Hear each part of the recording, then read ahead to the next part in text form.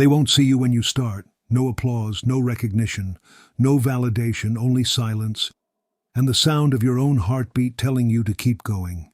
Because the moment you choose obsession over distraction, the world begins to back away. You're not like them anymore. You don't chase comfort, you don't crave applause, you don't beg for likes or wait for permission. You've entered a different arena now, one where the stakes are higher, the cost is your old self, and the reward is immortality. Obsession isn't madness, it's clarity. It's when the world fades and all that remains is your vision, your mission. It's when you stop living by the clock and start living by the fire inside you. Every legend you admire, Carnegie, Ford, Edison, Jobs, Oprah, each one was once ignored, laughed at, or left alone in a room with nothing but a dream and the decision not to quit. You see, the average person wants balance. The obsessed want breakthrough. The average seek comfort. The obsessed seek transcendence. They don't just want to live. They want to carve their names into the stone walls of history. And that requires a kind of focus this world doesn't understand anymore. There's something sacred about silence, because in silence you hear what the world drowns out.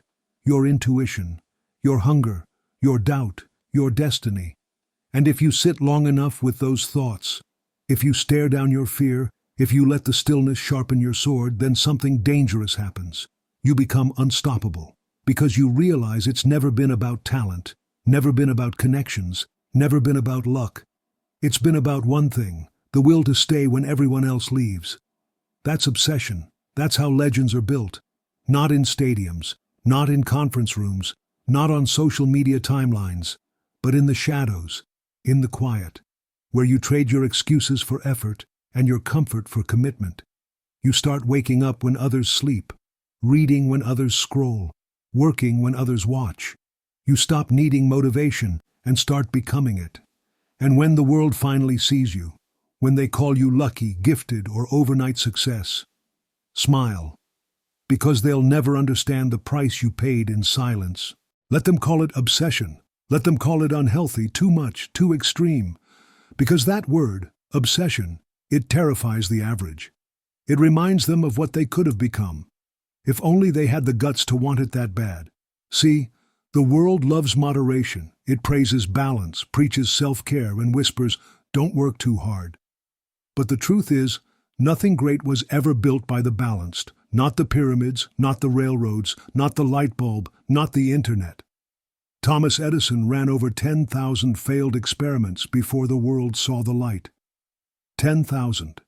Do you think that was normal? Balanced? Sensible? No. It was obsession. He didn't want to invent a lamp. He wanted to redefine human possibility. And that requires more than effort. It demands everything. Obsession is the refusal to stop. It's when you tie your identity to your mission so tightly that quitting feels like death. It's not, I want to succeed, it's I have no other option. Because here's the secret. The universe does not reward want. It rewards resolve. Resolve that bends time. Resolve that ignores odds. Resolve that keeps showing up long after the feelings fade. So many start strong, fueled by emotion, energy, and hype. But obsession, real obsession, is born in the aftermath of excitement, when the high disappears, when no one's watching, when your goals start looking like sacrifice. That's the turning point, when you either retreat to comfort or move forward with fire. Every master, every icon, every revolutionary, they were once unknown, unproven, and doubted. Henry Ford was laughed out of meetings. They said cars were a novelty. They said he was insane for wanting to mass-produce them. But he saw something they couldn't. He saw a world transformed. That's obsession. Vision so strong it blinds you to rejection. Conviction so deep it drowns out noise. You start building what doesn't yet exist. And the world calls you delusional. But here's the twist. Every delusional person who stayed the course eventually made the world believe. Because reality bends to the will of the obsessed. They create what the rest said was impossible. They rewrite the rules, and they do it in silence, long before the applause ever comes. Before anything great becomes real, it first exists as a vision, a flicker of something no one else can see. Except you. That's the gift of obsession. It sharpens your mind into a weapon, able to see through fog, failure, and the fear of the unknown.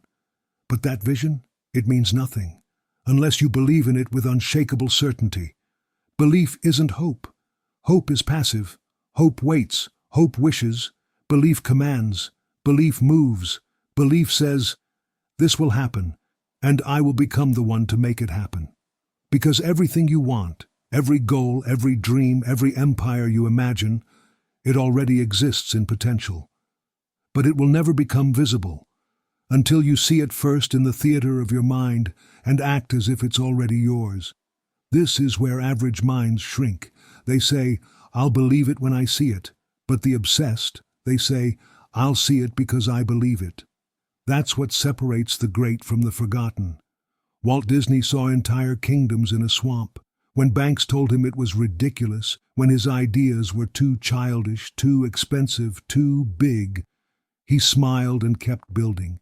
Because he didn't wait for proof. He became the proof.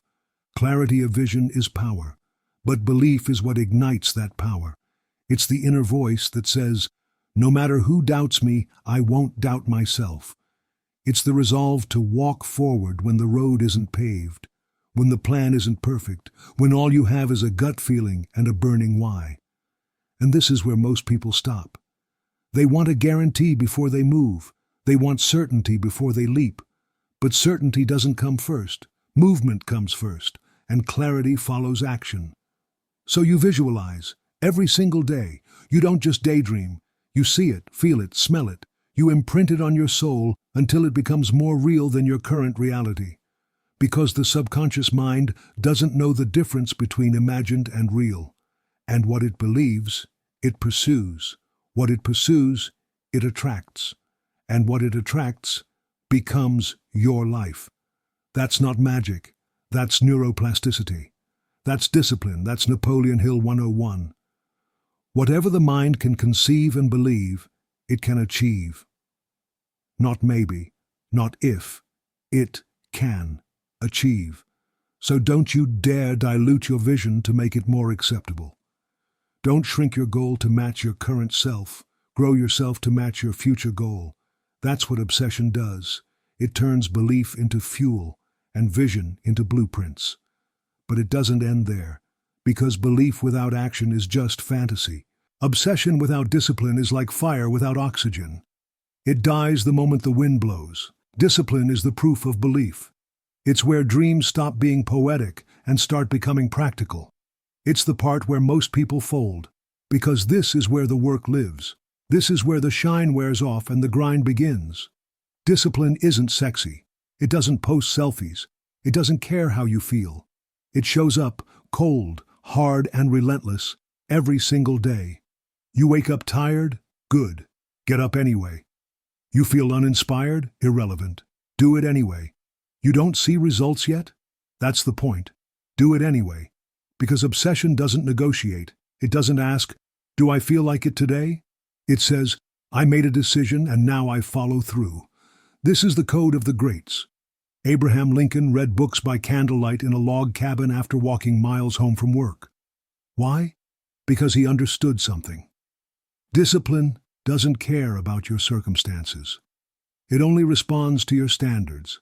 Every choice you make, every time you rise early, study more, train harder, skip the easy road, you are casting votes for the person you're becoming. And those votes add up, not immediately, not loudly, but eventually, undeniably. Because your habits are your future, not your wishes, not your intentions, your habits. What you do in private, when nobody's watching, is who you are becoming in public. The world won't always see the early mornings.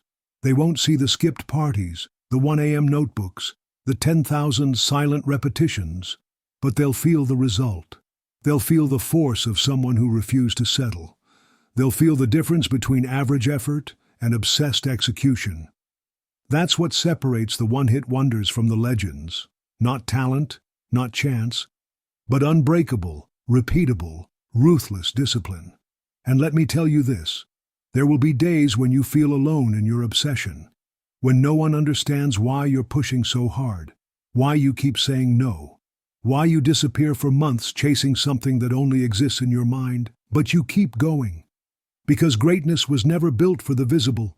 It was built for the visionaries, the misfits, the obsessed. So you discipline your time. You discipline your focus. You discipline your thoughts. You don't let the outside world drag you into their chaos. You create your own inner empire. And when that structure is in place, when your habits are aligned, when your actions scream, "I am all in," that's when momentum is born. But the road doesn't get easier, you just get stronger. Because after discipline comes pain. And what you do with it determines everything.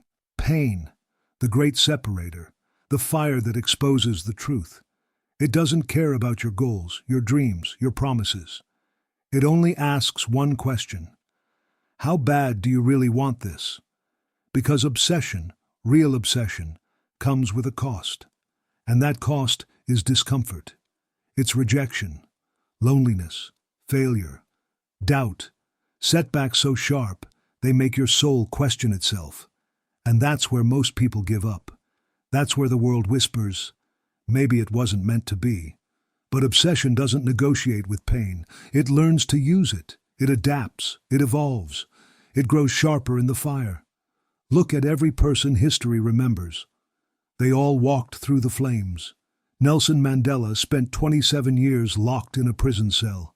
Came out stronger, not weaker, wiser, not bitter. Because pain didn't destroy him. It refined him. Harriet Tubman faced death every single time she led slaves to freedom. She didn't fold. She became a symbol of freedom itself. Michael Jordan was cut from his high school basketball team. He didn't pout. He trained harder. He said, "I've failed over and over again in my life, and that is why I succeed." Pain is not your enemy. Pain is the signal that you're climbing. It's the toll booth on the road to mastery. The difference between the forgotten and the legendary isn't who suffers. It's who keeps moving through the suffering. Resilience is your armor. It's forged through repetition, through storms, through nights you thought would break you, but didn't. It's when you show up again with a bruised spirit but unshaken purpose. When you face another failure and say, "This isn't the end, this is data." Resilience turns pain into feedback, not identity. It says, "I might fall, but I don't break." And here's the truth. Your mind will try to trick you. It will tell you to back down. It will whisper, "You're not ready, it's too late, this is too hard." But obsession hears that voice and answers with action. Because action silences doubt. Action builds confidence. Action becomes the rhythm of resilience. And through that rhythm, you develop something few ever touch. Unshakable faith in yourself. Not arrogance, not ego, but the quiet, unstoppable belief that no matter how many times you get knocked down, you will rise. That's the real power of obsession. It doesn't just make you successful, it makes you indestructible. And once you realize that, once you walk through fire and feel the steel in your spine, there is nothing, not fear, not failure, not fate, that can stop you. At some point, it's no longer about the money. No longer about the accolades, the approval, or the applause. At some point, obsession evolves. It stops being about proving others wrong and becomes about proving yourself right. It becomes about purpose. Because deep down, we're all chasing one thing, a reason, a cause, a mission so personal, so visceral, that giving up would be a form of spiritual death. Purpose is what obsession serves. It's the heartbeat beneath every sleepless night, every sacrifice, every quiet moment where you choose growth over comfort. Andrew Carnegie didn't just build steel empires. He built schools, libraries, foundations, because his wealth had purpose. Martin Luther King Jr. didn't just speak. He bled for a vision he would never fully see realized. And that is legacy. When obsession becomes bigger than you. When your dream becomes a ladder others can climb. When your resilience becomes someone else's permission to rise. When your silence, your struggle, your shadow work becomes the light for someone still trapped in their own darkness. Obsession may start in isolation, but if you stay with it long enough, it births something eternal. And now hear this. This moment you're in, right now, this quiet season, this in-between, this invisible climb. This is the part no one will see. But it is the most sacred part of your story. It's where you choose to become the one they'll never forget. It's where you stop waiting for signs, stop asking for permission, and start writing your name into the story of this world. The average life is offered to everyone. But greatness is reserved for the obsessed, for the one who keeps showing up, keeps believing, keeps building in silence, not for recognition, but because the fire inside them leaves no other choice. You want to change your life? Then let them sleep, let them talk, let them doubt, let them scroll and wait and wander. You get obsessed. You wake up and become dangerous with purpose. You master your thoughts, your time, your craft. You fall in love with the pain, the process, and the progress. And when the world finally turns its head and says, "Where did this person come from?" you'll smile, because you'll know. You were built in silence, forged in solitude, driven by obsession. And now, it's your time.